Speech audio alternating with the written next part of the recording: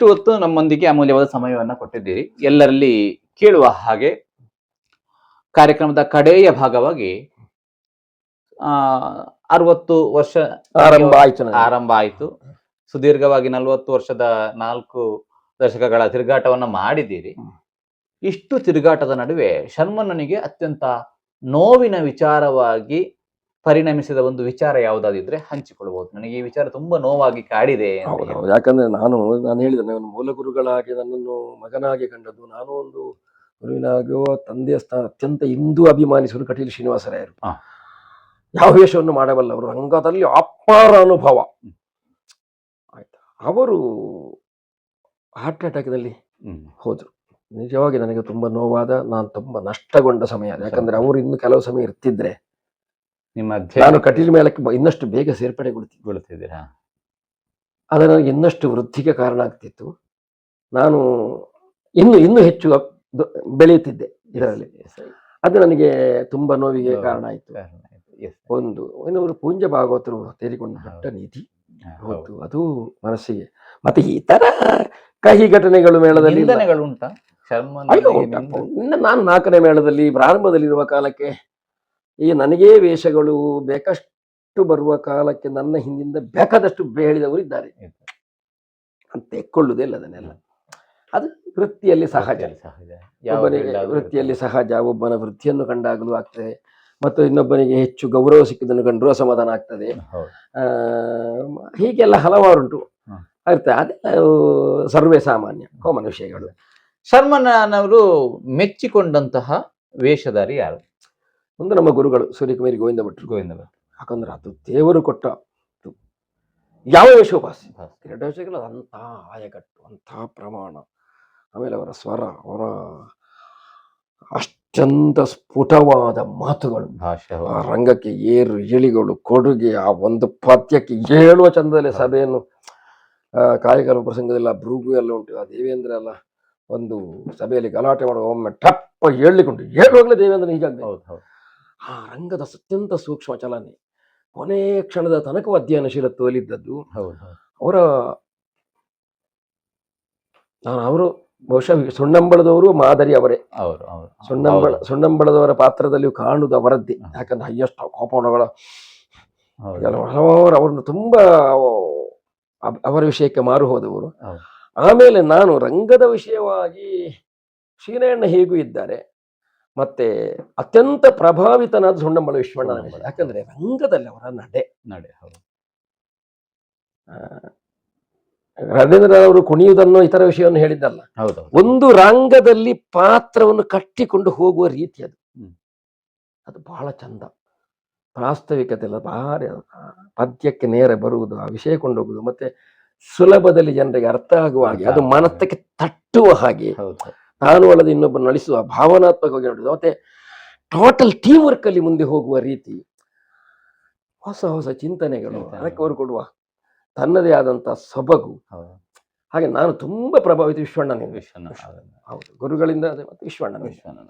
ನೀವೊಂದು ಹಿರಿಯ ಯಕ್ಷಗಾನ ಕಲಾವಿದರಾಗಿ, ತೆಂಕುತಿಟ್ಟು ಯಕ್ಷಗಾನ ಕ್ಷೇತ್ರದಲ್ಲಿ ಸುದೀರ್ಘ ತಿರುಗಾಟ ಮಾಡಿದವರಾಗಿ, ಹಿರಿಯ ಕಲಾವಿದರಾದಂತಹ ನಿಮ್ಮಿಂದ ಕಿರಿಯ ಕಲಾವಿದರಿಗೆ ಅಥವಾ ಯಕ್ಷಗಾನದಲ್ಲಿ ತೊಡಗಿಸಿಕೊಂಡಂತಹ ಹಿಮ್ಮೇಳವಾದ ಕರಿಕೆ ಜೊತೆಗೆ ವೇಷಧಾರಿಗಳಿಗೆ ಕಿವಿ ಮಾತನ್ನ ಹೇಳುವುದಾದ್ರೆ ಏನನ್ನ ಹೇಳ್ತೀರಿ ಅಂತ ಹೇಳಿ. ಯಕ್ಷಗಾನ ಕ್ಷೇತ್ರಕ್ಕೆ ವೃತ್ತಿಯಾಗಿಯೋ ಪ್ರವೃತ್ತಿಯಾಗಿಯೋ ಯಾರು ಬರ್ತಿದ್ರು ಅವರಲ್ಲಿ ಮೊದಲ ನನ್ನ ಹೇಳಿಕೆ, ಒಂದು ಒಳ್ಳೆ ಅಧ್ಯಯನ ಮಾಡಿ, ಸರಿಯಾಗಿ ಓದಿ, ಪ್ರಸಂಗವನ್ನು ಓದಿ ಅದರ ಸರಿಯಾದಂಥ ಅರ್ಥ ವಿವೇಚನೆಯನ್ನು ಮಾಡಿಕೊಳ್ಳಬೇಕು.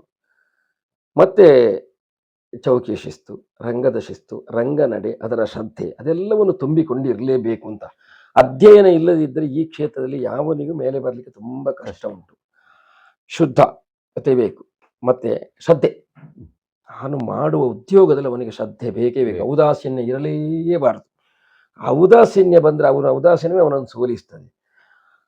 ಇತ್ತೀಚಿನವರಲ್ಲಿ ರಂಗದ ಆಕರ್ಷಣೆ ಉಂಟು, ರಂಗದ ಕುರಿತು ಆಕರ್ಷಣೆ ಉಂಟು. ಅದು ಆಸಕ್ತಿ ಅಲ್ಲ, ಮಾತ್ರ ಆಕರ್ಷಣೆ, ಆಸಕ್ತಿ ಆಕರ್ಷಣೆ ಉಂಟು. ಅಲ್ಲಿ ಹೋಗ್ಬೇಕು, ಕಾಣಬೇಕು, ಕಾಣಬೇಕು ಅಂತ ಅಷ್ಟೇ ಶ್ರದ್ಧೆ ಬೇಕು ಅದಕ್ಕೆ. ಬರೇ ಮುಖಕ್ಕೆ ಬಣ್ಣ ಹಾಕುದಾ, ಹೊರಗಿನ ಶೃಂಗಾರದಿಂದ ನಿರ್ಣಯ ಆಗುವುದಿಲ್ಲಲ್ಲ. ಹೊರಗೆ ಒಂದಷ್ಟು ಕಟ್ಟಿಕೊಂಡು ಹೌದು. ಆಗುವುದಿಲ್ಲ. ಅದು ಪಾತ್ರಕ್ಕೆ ಸರಿಯಾದ ಅರ್ಥ, ಸರಿಯಾದ ಭಾವ, ಸ್ವರೂಪ ಕೊಟ್ಟಿದ ಅಷ್ಟೇ ಇರುವುದು ಅಂತ. ಹೌದು. ಒಂದು ಸ್ವರೂಪ ನಿರ್ಣಯ ಮಾಡಬೇಕು. ಮತ್ತೆ ಬರುವವರೆಲ್ಲರಲ್ಲಿ ಹೇಳಿಕೆ ಅನ್ನೋ ಒಂದು ಶ್ರದ್ಧೆ ಇರಲಿ.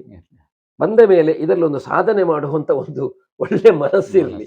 ಈ ಕ್ಷೇತ್ರಕ್ಕೆ ಬಂದ ಯಾಕೆ ಬಂತದ್ದು, ಎಲ್ಲರೂ ಬರ್ತಾರೆ, ನಾನು ಬಂದೆ ಅದಲ್ಲ. ಬಂದ ಮೇಲೆ ಏನಾದರೂ ಒಂದು ಸಾಧನೆ, ಶ್ರದ್ಧೆ ಬೇಕು.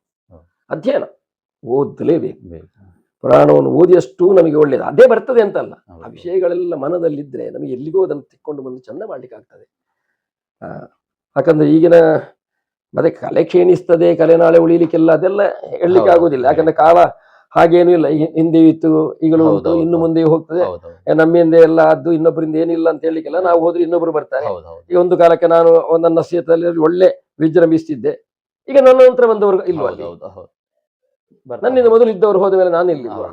ಒಬ್ಬ ಹೋದ್ರೆ ಒಬ್ಬ ಬರ್ತಾನೆ. ಬೆಳವಣಿಗೆ ಅಂಶದಲ್ಲಿ ಈ ಸುತ್ತುವಿಕೆಯಲ್ಲಿ ಮತ್ತೊಬ್ಬ ಸಿದ್ಧನಾಗ್ತಾನೆ. ಆದ್ರೆ ಸಿದ್ಧನಾಗುವವನು ಅಷ್ಟು ತಯಾರಾಗಿಯೇ ಬರ್ಬೇಕು. ಈಗ ನಮ್ಮ ಕಟೀಲು ಮೇಳದಲ್ಲಿ ಈಗ ನೋಡುವಾಗ ಎಷ್ಟೋ ಜನ ಸಿದ್ಧರಾಗಬಹುದು ಇವರು ಅಂತ ನಮಗೆ ಉಂಟು. ಆದರೂ ಸಿದ್ಧರಾಗುತ್ತಿಲ್ಲ, ಆಗ್ಲೇಬೇಕು. ಯಕ್ಷಗಾನ ಶರ್ಮಣ್ಣನಿಗೆ ಜೀವನ ಕಟ್ಟಿಕೊಳ್ಳುವುದಕ್ಕೆ ಒಂದು ಒಳ್ಳೆಯ ವೇದಿಕೆ ಆಯ್ತಾ ಅಂತ? ಆಗಿದೆ ಅಪ್ಪ, ಆಗಿದೆ. ಯಾಕಂದ್ರೆ 10ನೇ ತರಗತಿ ಕಲ್ತದ್ದು, ಜೀವನಕ್ಕೆ ಏನೂ ಇಲ್ಲ, ಉತ್ಪತ್ತಿ ಇಲ್ಲ, ಅಪಾಡಿಗೆ ಹೋಗ್ತಿದ್ದದ್ದು. ಹಾಗೆ ನಾನು ಇವತ್ತು ನೆಮ್ಮದಿ ಬದುಕ್ತಾ ಇದ್ದೇನೆ. ಆಮೇಲೆ ಈಗ ತಂಗಿ ಕಲ್ತಿದ್ದಾಳೆ, ತಮ್ಮ ಕಲ್ತಿದ್ದಾನೆ, ತಮ್ಮ ಮದುವೆಯಾಗಿ ಒಳ್ಳೆ ಸೆಟ್ಲ್ ಆಗಿದ್ದಾನೆ, ತಂಗಿಯೂ ಚೆನ್ನಾಗಿ ಜೀವನ ಮಾಡ್ತಾಳೆ. ನನಗೆ ಮನೆ ಹೇಗಿದೆ ಅಂತಲ್ಲ, ಈ ಒಂದಿಷ್ಟು ಜಾಗೆಯಲ್ಲಿ ಇದ್ದೇನೆ. ಒಂದು ಸಣ್ಣ ಮನೆ ಈ ವರ್ಷ ಈಗ ಮಳೆಗಾಲದಲ್ಲಿ ತೊಡಗಿ ಇನ್ನು ಕಟ್ಟಬೇಕು ಎನ್ನುವ ಹಾಗೆ ಅಲ್ಲಿ ಇದ್ದೇನೆ.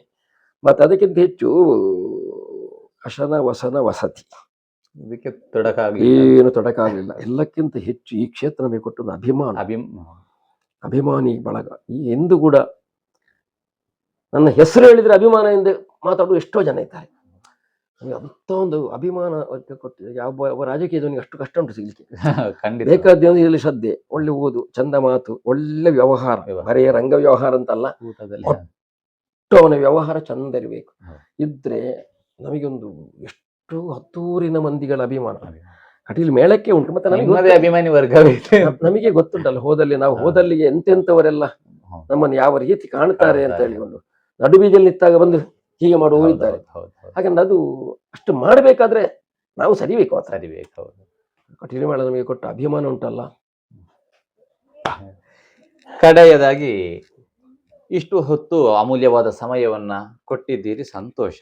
ಕಾರ್ಯಕ್ರಮದ ಕಡೆಯ ಭಾಗವಾಗಿ 4 ದಶಕಗಳ ಕಾಲ ತಿರುಗಾಟ ಮಾಡಿದಂತಹ ನಿಮಗೆ ಯಾರಿಗಾದ್ರೂ ಧನ್ಯವಾದವನ್ನ ಸಮರ್ಪಿಸಬೇಕು ಅಂತ ಹೇಳಿದೆ, ನಮ್ಮ ವಾಹಿನಿಯ ಮುಖಾಂತರ ಯಾರಿಗೆಲ್ಲ ಧನ್ಯವಾದವನ್ನ ಸಲ್ಲಿಸಬೇಕು ಈ ಹೊತ್ತಲ್ಲಿ ಅದನ್ನು ಸಲ್ಲಿಸಬಹುದು ಅಂತ ಹೇಳಿ.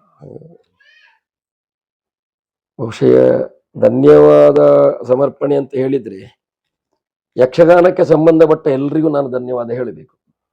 ಕಲಾ ವಿಷಯದಲ್ಲಿ ಒಂದು ಕಟೀಲು ಶ್ರೀನಿವಾಸರಾಯರು ದಿವಂಗತರು, ಅತ್ತಿಗೆ ತಿಮ್ಮಪ್ರೈಗಳು, ಪದ್ಯಾಣ ಶಂಕರಾನ ಭಟ್ರು,